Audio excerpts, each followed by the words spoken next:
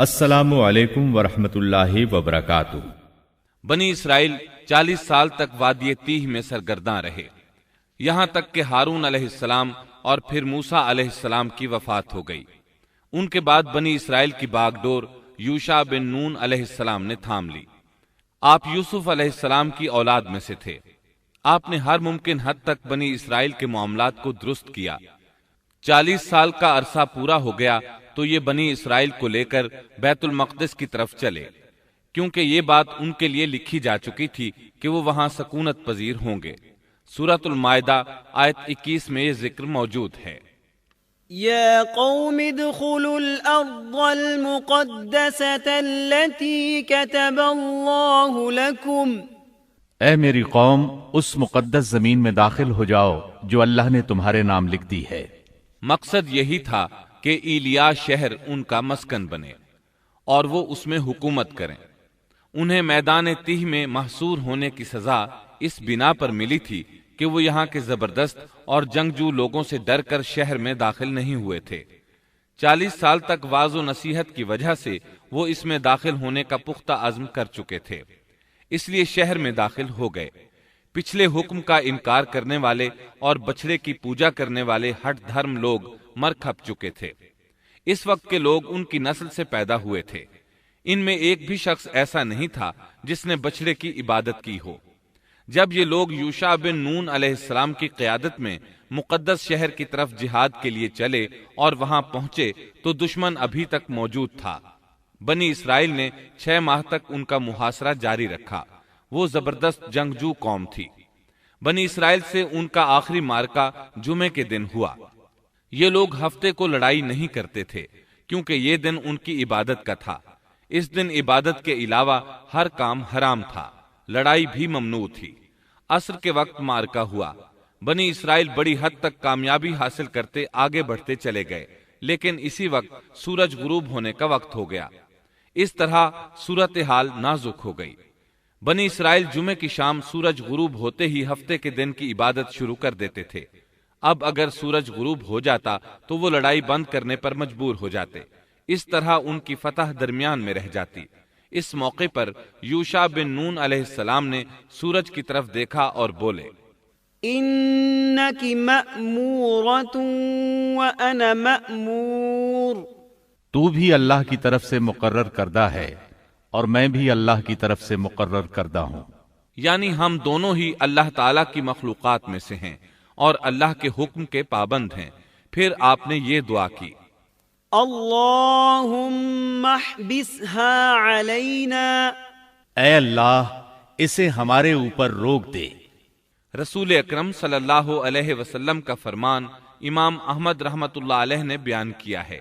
آپ صلی اللہ علیہ وسلم فرماتے ہیں، ان الشمس لم تحبس على بشر الا ليوشع ليالي سار الى بیت المقدس، سورج کسی بشر کے لیے نہیں روکا گیا سوائے یوشع بن نون کے۔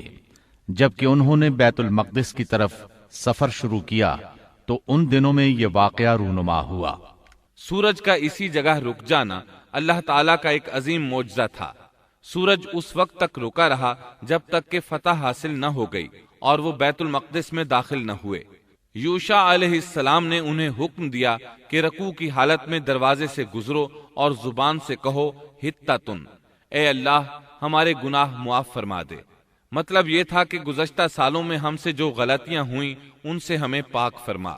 اللہ تعالیٰ سورۃ البقرہ آیت 58 میں فرماتے ہیں، وَإِذْ قُلْنَا ادْخُلُوا هَٰذِهِ الْقَرْيَةَ فَكُلُوا مِنْهَا حَيْثُ شِئْتُمْ رَغَدًا وَادْخُلُوا الْبَابَ سُجَّدًا وَقُولُوا حِطَّةٌ نَغْفِرْ لَكُمْ خَطَايَاكُمْ وَسَنَزِيدُ الْمُحْسِنِينَ۔ اور اس وقت کو یاد کرو جب ہم نے تم سے کہا کہ اس بستی میں داخل ہو جاؤ اور جو کچھ جہاں کہیں سے چاہو با فراغت کھاؤ پیو اور دروازے میں سجدے کرتے ہوئے گزرو اور زبان سے حطۃ کہو، ہم تمہاری خطائیں معاف کر دیں گے اور نیکی کرنے والوں کو اور زیادہ عطا کریں گے۔ القدس فلسطین کا دارالخلافہ تھا، یہاں ہر طرف سے پھل آتے تھے، خود بھی زرخیز علاقہ تھا۔ اللہ تعالیٰ نے فرمایا جو جی چاہتا ہے کھاؤ پیو۔ جب اس نئی نسل کو یہ حکم ملا تو اپنے آباء و اجداد کی طرح انہوں نے بھی نافرمانی شروع کر دی۔ ان کے دلوں میں ایمان تو تھا لیکن مضبوط نہیں تھا، اسی وجہ سے وہ یوشع علیہ السلام کے ساتھ مذاق کرنے لگے اور ہتتن کی بجائے ہنتتن فی شعرتن کہنا شروع کر دیا۔ اس کا مطلب ہے گندم اپنی بالی کے اندر، اور بغیر سجدہ کیے اندر داخل ہو گئے۔ اس بارے میں اللہ تعالیٰ سورۃ البقرہ آیت 59 میں فرماتے ہیں فبدل الذين ظلموا قولا غير الذي قيل لهم، ان ظالموں نے اس بات کو جو ان سے کہی گئی تھی بدل ڈالا۔ اس بات سے ان کی ہٹ دھرمی اور سرکشی کا بخوبی اندازہ لگایا جا سکتا ہے، اور اس بات کا بھی اندازہ لگایا جا سکتا ہے کہ احکام الہی کے ساتھ استہزاء و مذاق ان کے لیے معمولی حیثیت رکھتا تھا۔ یہ حقیقت ہے کہ جب کوئی قوم اخلاق و کردار کے لحاظ سے اس قدر زوال پذیر ہو جائے تو وہ احکام الہی کے ساتھ اسی طرح کا سلوک کرتی ہے، اور جب کسی قوم کی حالت اس حد تک خراب ہو جائے تو اس پر اللہ کی طرف سے عذاب ضرور نازل ہوتا ہے۔ چنانچہ ان پر بھی عذاب الہی کا کوڑا برسا۔ اللہ تعالیٰ سورۃ البقرہ آیت 59 میں فرماتے ہیں فأنزلنا على الذين ظلموا رجزا من السماء بما كانوا يفسقون، ہم نے بھی ان ظالموں پر ان کے فسق اور نافرمانی کی وجہ سے آسمانی عذاب نازل کیا۔ ان لوگوں نے اپنی ہٹ دھرمی کی وجہ سے اللہ کے احکامات میں تبدیلی کی، اس طرح آیات الہیہ میں تحریف کا دروازہ کھلا اور یہ لوگ تورات اور کلام الہی میں تبدیلیاں کرنے لگے۔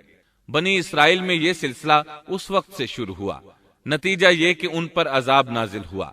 صحیح مسلم میں نبی کریم صلی اللہ علیہ وسلم کا ارشاد گرامی ہے الطاعون رجز او عذاب ارسل على بني اسرائيل او على من كان قبلكم، طاعون ایک عذاب ہے جو بنی اسرائیل پر یا تم سے پہلے کسی امت پر بھیجا گیا۔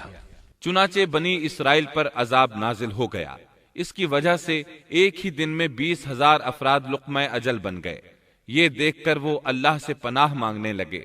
کس قدر عجیب لوگ تھے، اللہ کی آیات کو مذاق کا نشانہ بنایا، کلام الہی میں تحریف کی، اس کے نتیجے میں طاعون نے دبوچ لیا تو معافیہ مانگنے لگے۔